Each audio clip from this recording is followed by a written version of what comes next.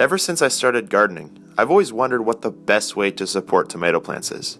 In this video, I'm going to be discussing the pros and cons of two of the most common ways to support your tomato plants: staking and caging.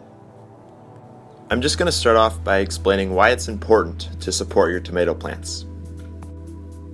First, supporting tomato plants keeps the fruit off the soil, which will minimize the chance of rotting and insect damage.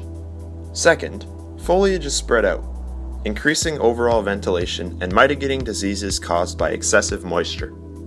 Third, supporting tomato plants exposes more leaves to the sun, therefore increasing photosynthesis and the rate of growth of the plants. Finally, this keeps the garden looking neat and tidy, enhancing curb appeal. Clearly, supporting tomato plants is highly beneficial.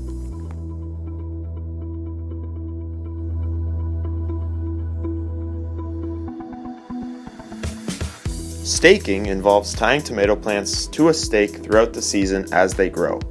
This method has several perks for gardeners. First, staking allows you to grow more plants in a given area. This means that more varieties can be grown and allows for more intensified planting. Second, since staked tomato plants are usually pruned to a single or double stem, all energy is directed towards vertical growth and fruit development. The plant does not waste energy on producing side shoots.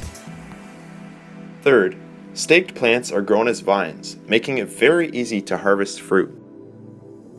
While there are several advantages to staking tomato plants, there are some disadvantages, which I'll discuss now.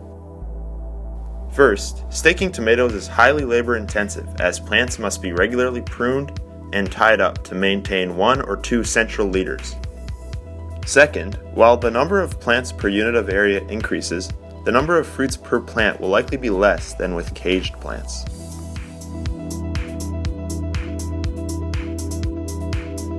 Caging involves placing cages over tomato plants and allowing the plants to grow up through the cages throughout the season.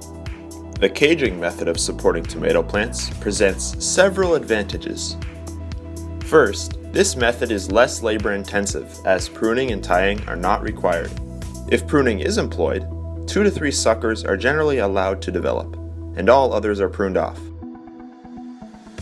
Second, increased leaf cover on bushier, caged plants increases photosynthesis and makes sun scald on tomato fruits less likely to occur.